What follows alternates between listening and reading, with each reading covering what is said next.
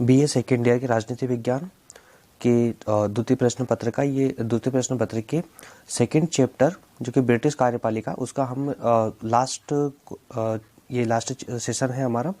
ठीक है, इसमें हम बात करने वाले हैं सम्राट की शक्तियों के बारे में कि सम्राट की क्या शक्तियां हैं, मतलब कि सम्राट की परंपरा क्या रही है ना, कि हमारी मंत्रिपरिषद को लेकर के सम्राट की परंपराएं क्या है, सम्राट से संबंधित परंपराओं को जानेंगे। और सेकंड क्वेश्चन इसी में एक लघु उत्तरीय प्रश्न है, छोटे छोटे टॉपिक है ये। इसमें सम्राट की वास्तविक स्थिति क्या है, इसके ब्रिटेन के परिप्रेक्ष्य में ब्रिटेन में सम्राट की वास्तविक स्थिति क्या है, कि जिस प्रकार बोला जाता है कि सम्राट जो है ब्रिटेन का सम्राट एक रबर की मोहर की तरह है, तो क्या वास्तव में सिर्फ रबर की मोहर है या फिर बाकी उसको कुछ शक्तियां भी प्राप्त है या उसकी कुछ भूमिका होती है ना, ये बारे इसके बारे में डिस्कस करने वाले हैं। और ये हमारे इस चैप्टर का सेकंड चैप्टर का यानी कि ब्रिटिश कार्यपालिका का लास्ट चैप्टर होने वाला है। लास्ट सेशन है, छोटा सा वीडियो बनेगा मुश्किल से 15-20 मिनट का। ठीक है, तो इसको जरा ध्यान से समझ लीजिए कि ये जो हम पढ़ रहे हैं एग्जाम में अगर छोटे छोटे क्वेश्चन आते हैं, लघुत्तरीय टाइप के अगर छोटे क्वेश्चन आते हैं 2-3 नंबर के तो वो ठीक है, अन्यथा ये जो पूरा मैटर है इसका पूरा टॉपिक है ये दूसरे क्वेश्चनों में भी हमको हेल्प करता समझने में। यहाँ पर हम ये पूरा समझेंगे। वैसे तो देखिए क्वेश्चन में क्या है कि सम्राट से संबंधित परंपरा है, तो इस पे मत जाइए। इसका मतलब ये है कि सम्राट जो सम्राट है हमारा एक सेकेंड,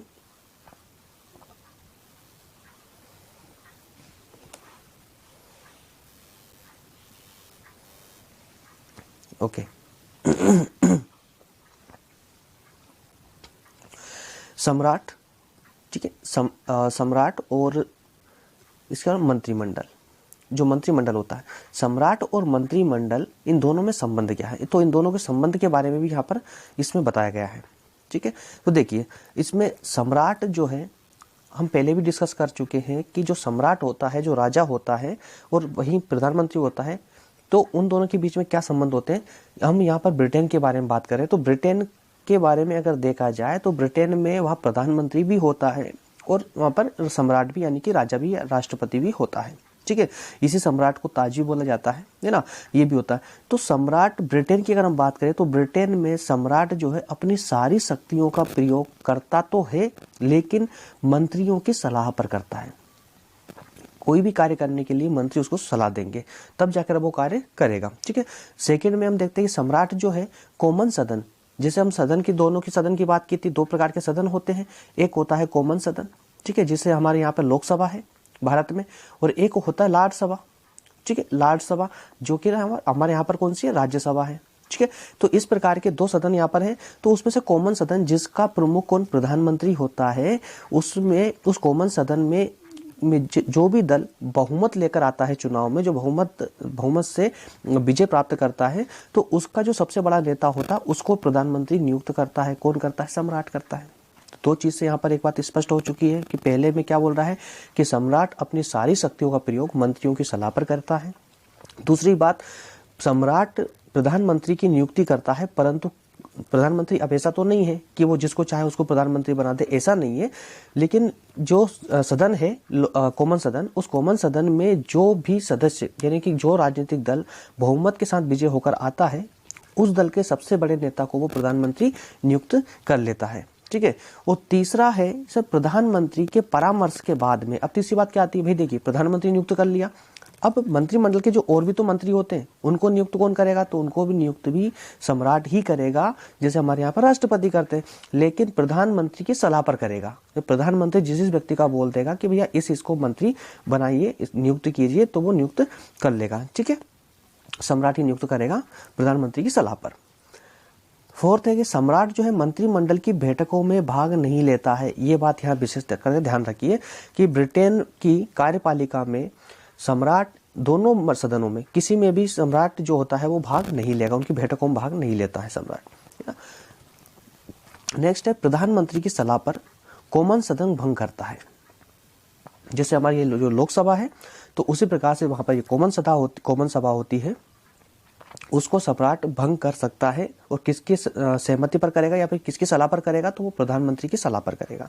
ठीक है, नेक्स्ट है कि सम्राट के प्रधानमंत्री की नियुक्ति, सम्राट के प्रधानमंत्री की नियुक्ति और कॉमन सदन के भंग करने में जो है एक खास बात ये आती है कि वो परिस्थितियां जो सम्राट को आज भी कुछ प्राप्त है, जैसे कि मान ली कॉमन सदन में अगर कोई राजनीतिक दल है जो स्पष्ट बहुमत प्राप्त ना हो। देखिए अपनी भाषा में समझिए इसको। मान लीजिए कि चुनाव हुए हैं, ठीक है, दो पार्टी चुनाव लड़ रही थी, है ना, दोनों पार्टी चुनाव लड़ रही, लेकिन स्पष्ट बहुमत किसी के पास भी नहीं है कि दोनों को बराबर आए हैं, या स्पष्ट बहुमत नहीं है, या फिर कहें कि दो पार्टी की जगह और ज्यादा पार्टियां हैं, छोटे छोटे टुकड़ों में बटी हुई है ना, अब उनका चुनाव हुआ, लेकिन स्पष्ट बहुमत जो प्रधानमंत्री बन सके इतना भी स्पष्ट बहुमत किसी के पास नहीं है। तो फिर ऐसे में क्या होगा, तो सम्राट ही ये निर्णय करेगा कि भैया सबसे ज्यादा वोट किसके पास में है, सबसे बड़ी पार्टी कौन सी है, तो उस पार्टी के सबसे बड़े जो नेता होगा उसको प्रधानमंत्री के लिए नियुक्त कर देगा। और इस स्थिति में सम्राट के पास में काफी शक्ति होती है। ठीक है, अब इस स्टेटमेंट को पढ़िए, पूरा समझ आएगा। सम्राट को यह अधिकार है कि वह बड़े दलों को एक एक करके सरकार बनाने के लिए आमंत्रित करे। अब सरकार बनाने के लिए आमंत्रित करे, इसका मतलब ये होता है कि जैसे ही चुनाव होता है, चुनाव होने के बाद में क्या करते हैं, सम्राट सभी दलों को बोलेगा भैया आइए लोक सदन में जो है, कॉमन सदन जो है, उसमें अपना बहुमत साबित कीजिए कि आपके पास में बहुमत है, सबसे ज्यादा वोट है, और आप यहाँ के प्रधानमंत्री बन जाइए। ठीक है, आप सरकार बनाइए अपनी। तो इस प्रकार से कौन ये करता है, तो सम्राट ही करेगा, है ना, आमंत्रित करता है।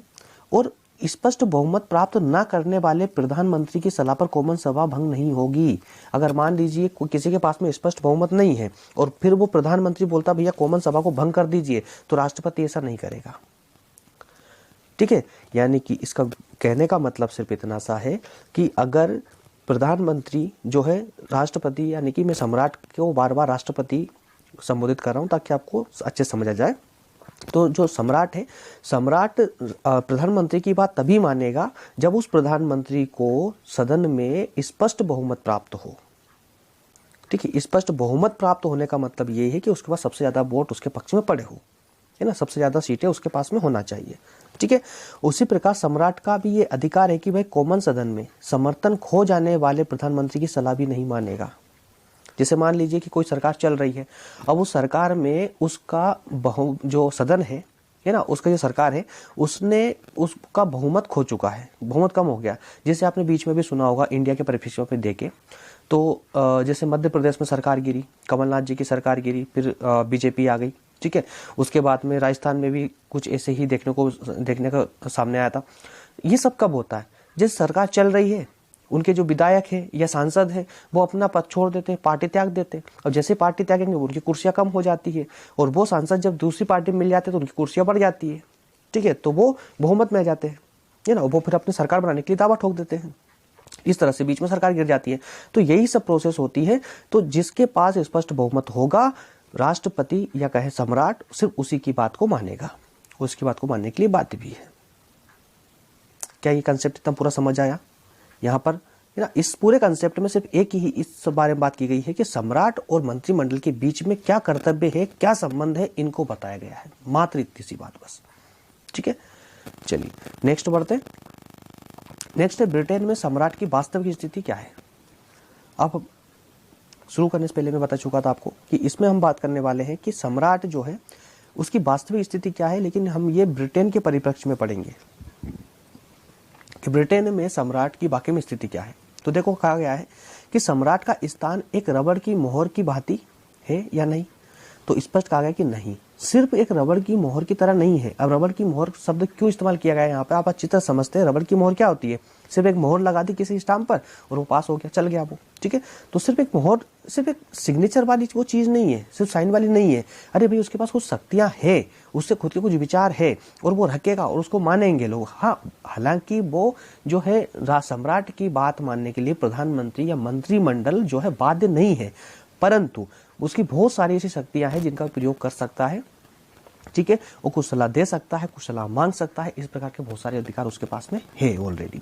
ठीक है, देखिए सम्राट की वास्तविक स्थिति कुछ अलग ही यहाँ पर दिखाई देती है कि सम्राट का जो अधिकार है, मंत्री उससे परामर्श ले सकते हैं, जो भी मंत्री होते हैं। अब देखिए अपन एक नॉर्मली बात अगर करें तो खाली समझने की कोशिश कीजिए। भाई सम्राट ब्रिटेन में वंशानुगत होता है, कहीं उसका कार्यकाल 5 साल का 10 साल का ऐसा तो नहीं होता है। ठीक है, उसका कार्यकाल लंबा होता है, जब तक वो जीता है तब तक वो सम्राट बना रहता है, तो उसको ज्यादा एक्सपीरियंस होता है उस देश विशेष को लेकर के।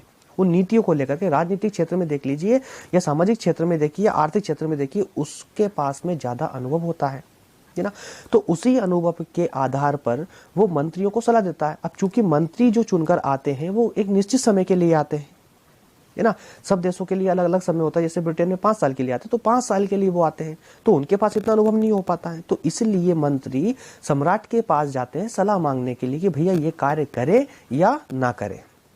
तो फिर सम्राट उसको जो है सही सलाह देता है, और सही सलाह देने के बाद में अगर उसकी वो प्लानिंग पास हो जाती है, सफल हो जाते हैं वो, तो फिर इस आधार पर जो है वो मंत्रिमंडल जो होता है, जो मंत्री होते हैं, वो सम्राट की उन बातों से जो है प्रोत्साहित भी होते हैं, उत्साहित भी होते हैं, ठीक है, और वो कार्य अच्छा करने लगते हैं, तो प्रोत्साहित हो जाते हैं। और ये भी उसको इसके अलावा एक अधिकार ये भी है कि वो मंत्रियों को सावधान भी करते हैं कि भैया ऐसा कार्य ना करे जिससे देश को कोई हानि हो सकती है, ठीक है। तो मंत्रिमंडल का एक ये अच्छा सलाहकार कहा गया है किसको? सम्राट को, ठीक है। और ऐसा सलाहकार जिसने मंत्रियों की अपेक्षा अधिक अनुभव है, स्वाभाविक है अधिक अनुभव हो उसको होगा, राजनीतिक क्षेत्र में होगा, आर्थिक क्षेत्र में होगा, सामाजिक क्षेत्र, क्योंकि वो लंबे समय से चला रहा है ना, लंबे समय से यहाँ का सम्राट है, ठीक है। मंत्री तो कुछ निश्चित समय के लिए आते हैं, है ना। तो इसलिए तो एक सम्राट के जो है राज्यकाल में कई मंत्रिमंडल आते हैं, बनते हैं, टूट जाते हैं, यानी कि मंत्री कई चेंज हो जाते हैं। एक सम्राट जो रहता है 15-20 सालों के लिए कंटिन्यूअसली बना रहता है, इस बीच में कई सारे मंत्री आते हैं, चले जाते हैं, यानी कि जो मंत्रिमंडल बनते हैं, जो सरकार बनती, कई सरकारें आती है, गिरती है, चली जाती, चलती रहती है, ठीक है।